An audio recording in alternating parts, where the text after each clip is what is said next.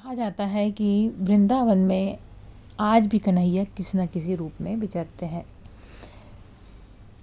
इसलिए जो लोग यहाँ आते हैं तो यहाँ की रज साथ ले जाते हैं, क्योंकि वृंदावन सो वन नहीं, नंद गाँव सो गाँव, बंसी वट सो वट नहीं, कृष्ण सरी सो नाम।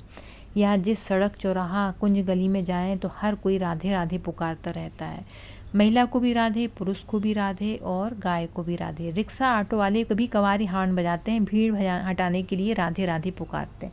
शायद इसलिए कि भगवान कृष्ण या उनकी कृपा या भक्ति को पाने का सबसे बड़ा माध्यम ही राधा है। राधे तू बड़ भागिनी, कौन तपस्या कीन, तीन लोक तारण तरण सब तेरे अधीन। महापुरुष कहते हैं कि राधा जो है वो कृष्ण से निकली हुई भक्ति की धारा है।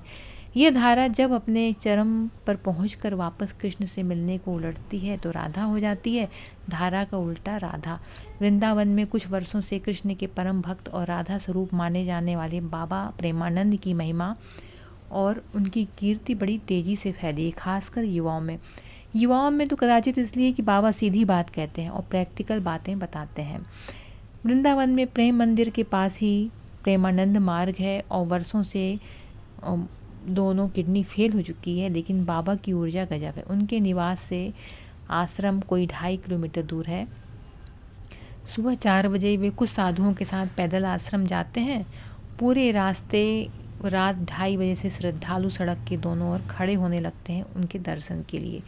दोनों ओर आश्रम के लोग रस्सियाँ बांध देते हैं। लोग रस्सियों के पार से ही दर्शन करते हैं। बाबा के गुजरने के पहले कोई सड़क पर चौक पुराता है तो कोई फूल बिखेरता है। बाबा जैसे ही निकलते हैं तो पीछे से लोग उस सड़क को चूमते हैं, प्रणाम करते हैं।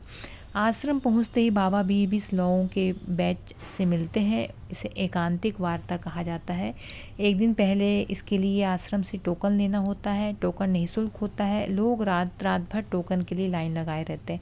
70-80 टोकन जारी होते ही काउंटर बंद कर दिए जाते हैं। टोकन पाए हुए लोगों के लिए एकांतिक वार्ता में शामिल होने की प्रक्रिया सुबह 4:30 बजे से शुरू होती है।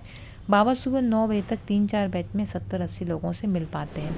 इस एकांतिक वार्ता से पहले लोग अपने प्रश्न घर से लिख कर आते हैं। कुछ साधु इन प्रश्नों की छंटनी करते हैं। एक बैच में 4-5 प्रश्नों के ही जवाब मिल पाते हैं। प्रश्न कुछ निजी भी होते हैं और ज़्यादातर आध्यात्मिक। तो जो बाबा से जो क्वेश्चन पूछे जाते हैं, तो आइए बाबा ने किस तरीके से जवाब दिया देखें। तो पहले तो उनका अधिकांश जवाब तो यही रहता है कि आप जिस भी ईश्वर को जपते हैं उसमें मन लगाइए और उनका नाम जपिए। वो कहते हैं कि जब मन की चंचलता पर अंकुश पा लेते हैं तो ये भगवताकार हो जाता है। किसी ने प्रश्न किया, बाबा पता है कि मृत्यु अटल है, आना ही है, फिर भी मृत्यु का डर लगा रहता है, इस डर से कैसे मुक्ति पाएं? तो बाबा ने जवाब दिया, कौन मरता है? आत्मा तो अमर है, उसके मरने का सवाल ही नहीं है। शरीर जो पंचभूतों से मिलकर बना है वो पंचभूतों से मिल जाता है। क्षिति जल पावक गगन समीरा, पंच रहित ये अधम शरीरा। तो शरीर नष्ट होता है, आत्मा अमर है, आत्मा को कोई नहीं मार सकता। नैनम छिंदति शस्त्राणि, नैनम दहति पावकः, चैनम क्लेदयन्त्यापो ना शोषयति मारुतः। अर्थात ना आत्मा को शस्त्र काट सकती है, ना आग जला सकती है, ना पानी उसे भिगो सकता है, ना हवा सुखा सकती। दरअसल हम आत्मा और ईश्वर का ध्यान किए बिना शरीर से प्यार कर बैठे हैं, जो हमारा ना कभी था ना है। जन्मत मरत दुसह दुख होई। शरीर तो पंचभूत है, ये पंचभूत एकत्रित होते हैं तो रूप बन जाता है, परिवर्तित होते तो रूप बिखर जाता है।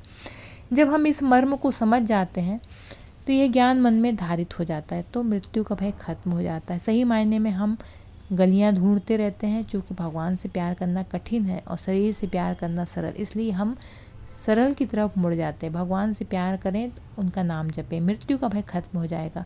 सच्चे साधक को मृत्यु का भय नहीं होता। उसके शरीर का छूटना वैसे ही होता है जैसे कि हाथी के गले से माला को छूटना। गले में माला थी तो भी पता नहीं, और अगर छूट गई तब भी पता नहीं चला। किसी ने दूसरा प्रश्न किया, बाबा मनोयोग क्या है? तो बाबा ने जवाब दिया, मन को भगवान से जोड़ना ही मनोयोग है। दरअसल मन बड़ा चंचल होता है, वो हमें भौतिक चीज़ों से जोड़ने में और उनका सुख भोगने की तरफ बड़ी तेज़ी से ले जाता है। जब हम मन की चंचलता पर अंकुश पा लेते हैं तो यही मन मंत्राकार हो जाता है, नमाकार हो जाता है, रूपाकार हो जाता है, भगवताकार हो जाता है। फिर मन ही भगवान और भगवान ही मन हो जाता है। सारी चाहतें इच्छाएं अपने आप मिट जाती हैं। चाह मिटी चिंता मिटी मनवा बेपरवाह, जिसको कछु ना चाहिए वे साहन के साथ। तीसरा प्रश्न एक युवा ने पूछा, बाबा बड़ी समस्याएं हैं। बाबा ने तपाक से कहा, पूछिए सबसे, यहाँ किसी समस्याएं नहीं, सब परेशान है। किसी की माँ बीमार है, किसी का बच्चा बीमार है या खुद, किसी को धन की समस्या तो किसी को कोई और समस्या। तो परमात्मा से लौ लगाए बिना समस्याओं से मुक्ति मिलना संभव है ही नहीं। लौ भी ऐसे लगाएं कि हर हाल में हम परमात्मा के साथ ही रहें, हारें तो भी जीतें तो भी, और इस सबसे परे भी।